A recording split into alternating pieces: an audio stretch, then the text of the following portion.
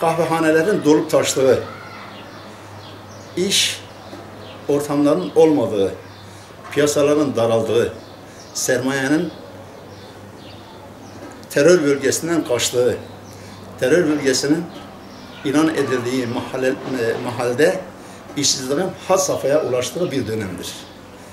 Temennimiz odur ki sermaye gelsin, piyasalar netleşsin, yerine otursun. Eli nasırlı, o yakası kirli olan insanlar, emekçiler 1 Mayıs'ı coşkuyla kutlasın, evine, çocuğuna ekmek götürebilsin. Temennimiz bundan ibarettir. İnşallah olur. Kimler buna ön ayak olur? Kimler bu olanağı bize sunar? Devlet yetkilileri elbette ki en büyük sorumludur.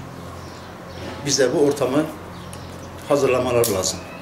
Şu anda sanırım yani sigortalaşma oranı %65-70'lerde ama tam anlamıyla sigortalı bundan nemalanabiliyor mu?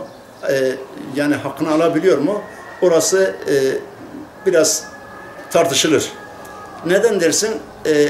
Adam inşaatta fiilen 30 gün çalışsa bile onu 20 gün, 15 gün müteahhit tarafından gösteriliyor. Ha bunu hepsi mi yapıyor? Hayır, yapmıyor.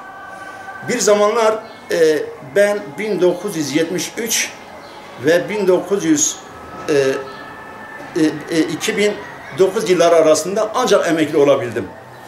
Fiilen inşaatta elimin nasırıyla çalıştım ama benim müteahhitim ayda 1 gün gösteriyordu. Ben bunu yaşadım. Benim esnaf sanatkarım da hep bunu yaşıyor. İşte bu dramın, bu haksızlığın ortadan kalkması için Sosyal Güvenlik Bakanlığı'nın o denetim mekanizmasını çalıştırması lazım.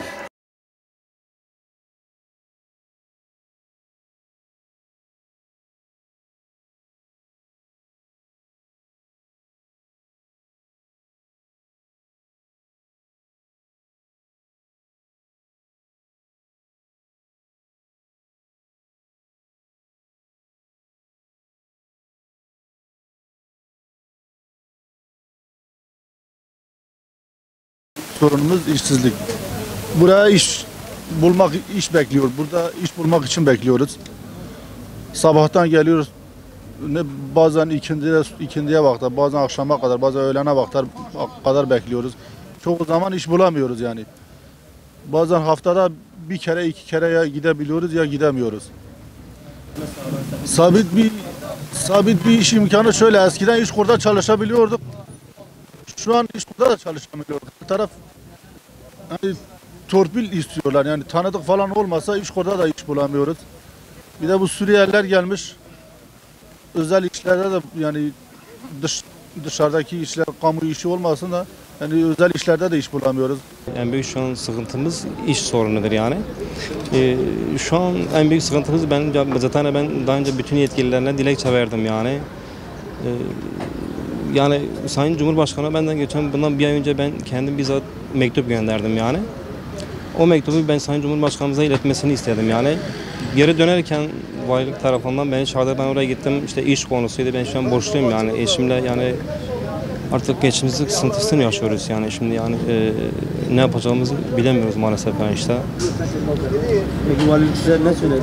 Valilik kaymakamlığa sevk etti, kaymakamlığa gittik yani o da vakfa müracaat etti. Sadece evet bekliyoruz yani bir iş talebi bize gelmedi yani. Bizzat ben kendim Sayın Belediye Başkanımızla Mehmet Ekinci ile görüştüm yani buraya gelirken.